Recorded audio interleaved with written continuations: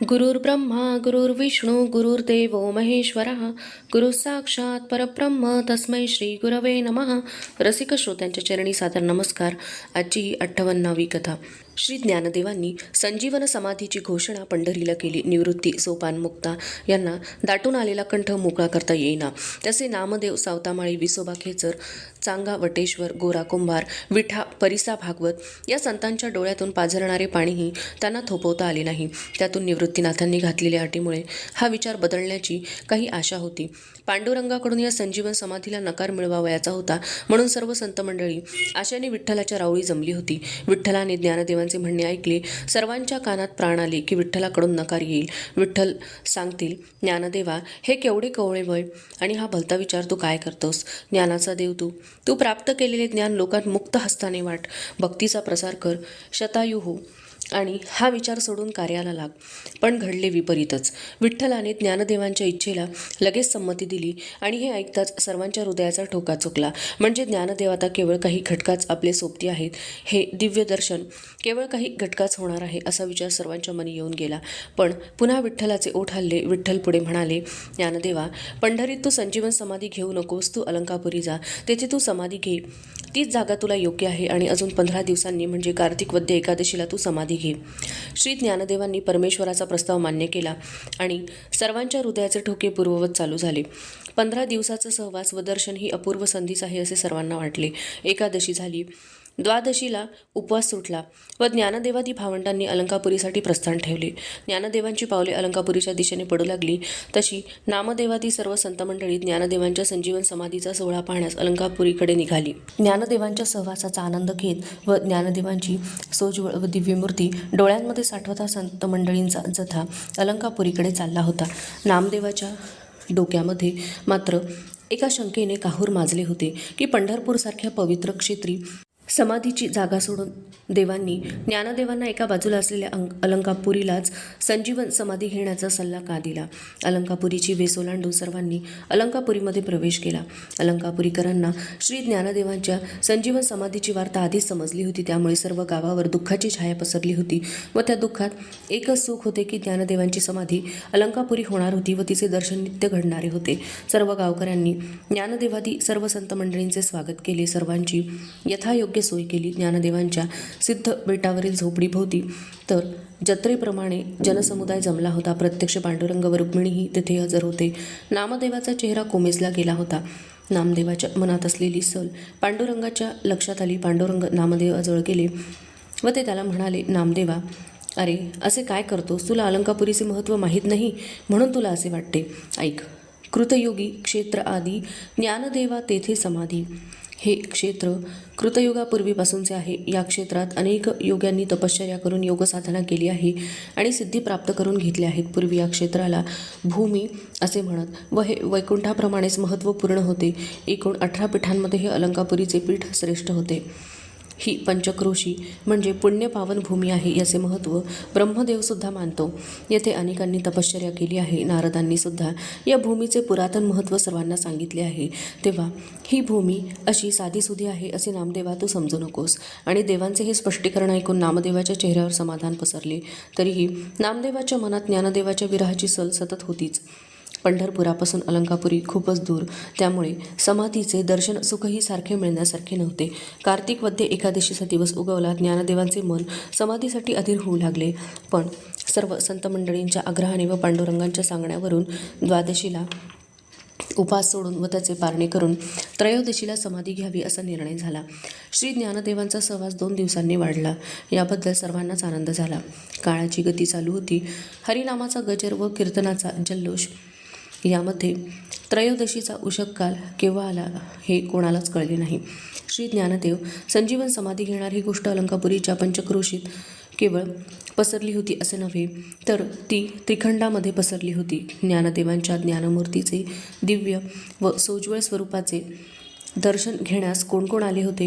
पंचक्रोशी सगळी आली होतीच, पण स्वर्गीचे पाहुणे सनकादिक ऋषी, व्यास, वाल्मिकी, इंद्रादी देव, गंधर्व, सिद्धचारण, अप्सरा, ऋषीगण, अष्टनायिका, रुक्मिणी, पांडुरंग, नारद, शंकर, पार्वती, शिवगण, सर्व तीर्थे, पवित्र नद्या, गंगा, भागीरथी, यमुना, कावेरी, सिंधू, सरस्वती हे व अनेक देवदेवता आले होते. आकाशी विमानांची दाटी झाली होती. भूवरी श्री ज्ञानदेवांचा जय जयकार चालला होता. श्री ज्ञानेश्वर महाराज की जय, श्री ज्ञानेश्वर महाराज की जय. आणि आकाशातून पुष्पवृष्टी होत होती. श्री ज्ञानदेवांच्या जय जयकारात कंप होता, कंठ दाटून येत होता, डोळ्यात पाणी साठत होते आणि पाण्याने भरलेली डोळ्यांची तळी पापण्यांच्या बांधावरून ओसंडून वाहत होती. तरीही मुखाने सर्वजण म्हणत होते, श्री ज्ञानेश्वर महाराज की जय, श्री ज्ञानेश्वर महाराज की जय. श्री ज्ञानदेव हे देहभावाच्या अतीत गेले होते. निवृत्ती सोपानमुक्ता त्यांना सांभाळत होती. नामदेवादी संत मंडळी श्री ज्ञानदेवांची तेजस्वी मूर्ती हृदयात साठवत होती. सिद्ध ऋषीमुनींनी वेदध्वनी सुरू केले. गंधर्व गाणी गाऊ लागले. मंगलवाद्ये वाजू लागली. आकाशातून पुष्पवृष्टी होत होतीच. अष्टनायिका आरती घेऊन आल्या. केशर कस्तुरीचा तिलक ज्ञानदेवांच्या भाळी लावला. अष्टनायिकांनी श्री ज्ञानदेवांना ओवाळले. सुगंधी तेलाचे हात श्री ज्ञानदेवांच्या अंगावरून फिरवण्यात आले. रुक्मिणीने हाताला धरून श्री ज्ञानदेवांना इंद्रायणीकडे चालवले. वेदघोषामध्ये, गंधर्वाच्या सुस्वर पार्श्वसंगीतामध्ये श्री ज्ञानदेवांना अभ्यंग स्नान घालण्यात आले. नूतन वस्त्रे परिधान करून व जरीकाठी उपरणे अंगाभोवती वेढून घेऊन श्री ज्ञानदेव सिद्धेश्वराच्या मंदिरापाशी आले. हा अपूर्व सोहळा पाहून रुक्मिणी देवी पांडुरंगाला म्हणाली, देवा, ज्ञानदेवासारखा योगी मी पूर्वी कधी पाहिला नाही. पांडुरंग म्हणाले, देवी, खरोखरीच याच्यासारखा संजीवन समाधी घेणारा हा एकच बालयोगी आहे. धन्य झाली भूमी. या अलंकापुरीचे महत्त्व फार मोठे आहे.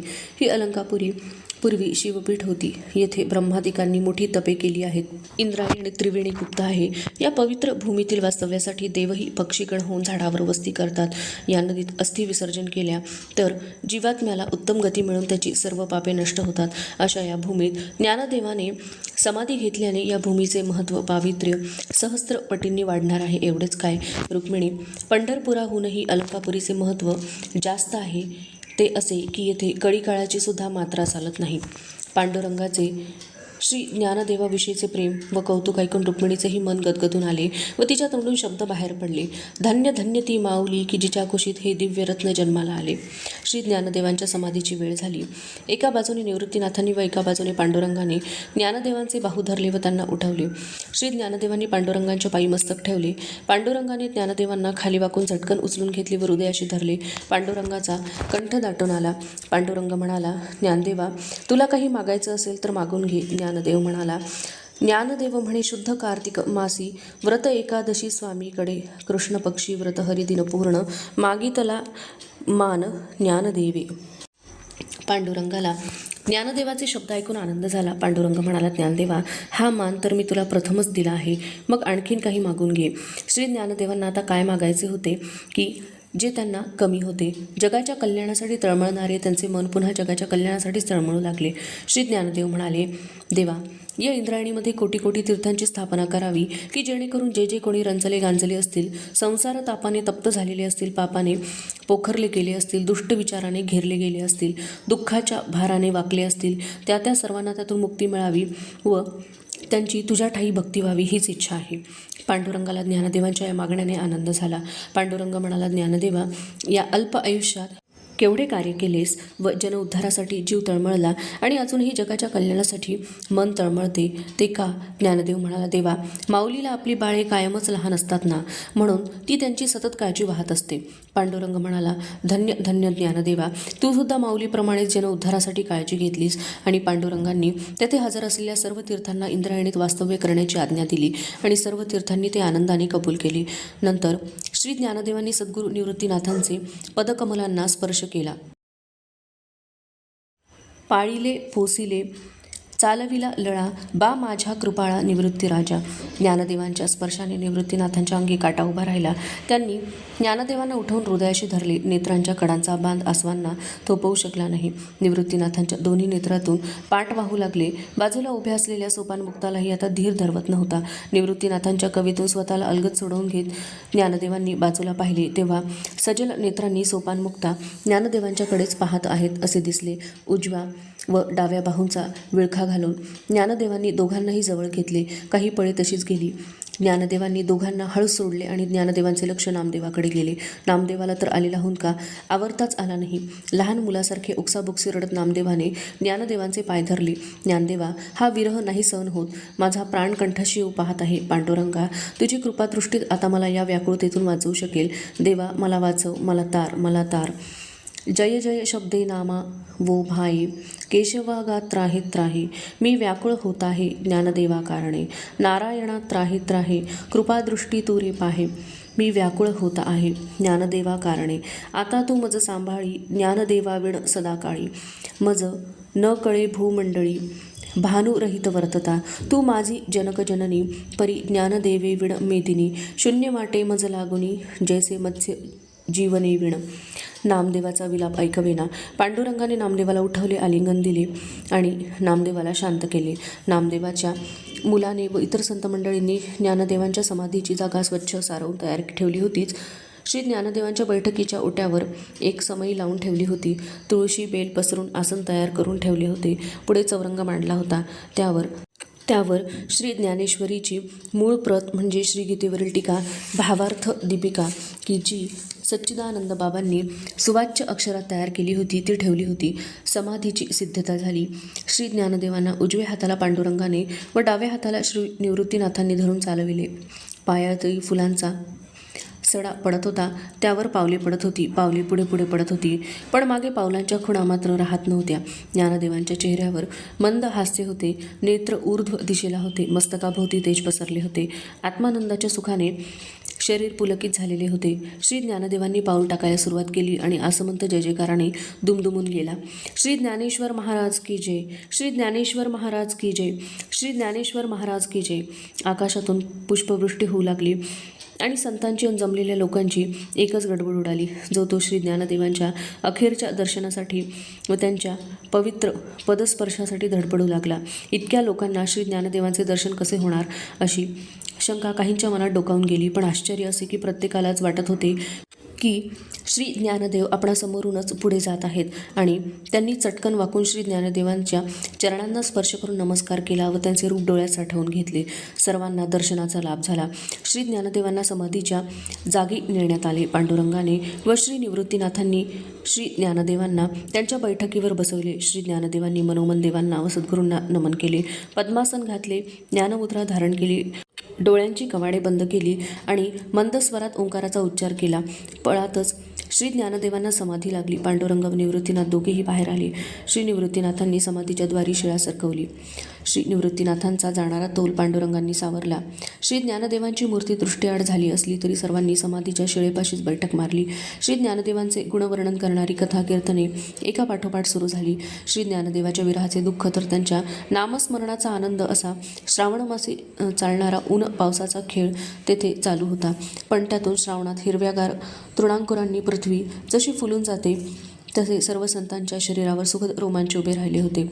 आणि हा सोहळा सर्व देव, यक्ष, गंधर्वादी देवता, ऋषीमुनी पाहत होते व समाधान पावत होते. कोणाचे तरी कीर्तन संपले आणि चोखा उभा राहिला आणि त्याने चिपळ्यांचा ताल धरला. नामदेवाची एकतारी चालू होतीच. चोखा मोकळ्या गळ्याने गाऊ लागला. ज्ञानेश्वरी नामे धरिला अवतार, क्षेम अलंकापुर इंद्रायणी. अद्वैत ज्ञानाची करुणी उजरी, टीका ज्ञानेश्वरी ग्रंथ केला. अमृत अनुभवी गुरु गम्य ज्ञान, दाऊनिया जन उद्धरिले. 62 शालिवाहन, दुर्मुख अभिधान संवत्सर. कृष्ण त्रयोदशी कार्तिक मास, बैसे समाधीस ज्ञानदेव. जातीहीन चोखा विनवी जोडून कर, समाधी निर्धार संजीवन. चोखा दाटून आलेला कंठ मोकळा करीत कसा बसा गात होता. शेवटी त्याला गाणे अशक्य झाले व तो खाली बसला. कीर्तनाचे व्यासपीठ काही बळे रिकामे होते. सर्वांनी हजेरी लावून श्री ज्ञानदेवांविषयी आपले भाव प्रकट केले. पण नामदेव अजूनही उभा राहिला नव्हता. सर्वांचे लक्ष नामदेवांकडे गेले. नामदेवाने पाहिले की सर्वांचे लक्ष त्याच्याकडेच आहे. नामदेव उभा राहिला, हातात चिपळ्या घेऊन व एका हाती एकतारी घेऊन. नामदेवाने एकतार छेडायला सुरुवात केली. डोळे मिटले. ज्ञानदेवांचे स्मरण केले. पांडुरंगाला मनोमन नमस्कार केला व नामदेवाने कंठ मोकळा करून गाण्यास सुरुवात केली. ज्ञानराज माझी योगियांची माऊली, जेणे निगमवल्ली प्रकट केली. गीता अलंकार नाम ज्ञानेश्वरी, ब्रह्मानंद लहरी प्रकट केली. आत्मविद्येचे दाविलेसे रूप, चैतन्याचा दीप उजळला. नामा म्हणे श्रेष्ठ ग्रंथ ज्ञानदेवी, एक तरी ओवी अनुभवावी कीर्तन संपले. 1 सप्ताह चाललेला समाधी सोहळा समाप्त झाला. सर्वांनी समाधी शिळेवर पुष्पे वाहिली व गजर केला. श्री ज्ञानेश्वर महाराज की जय. धन्यवाद.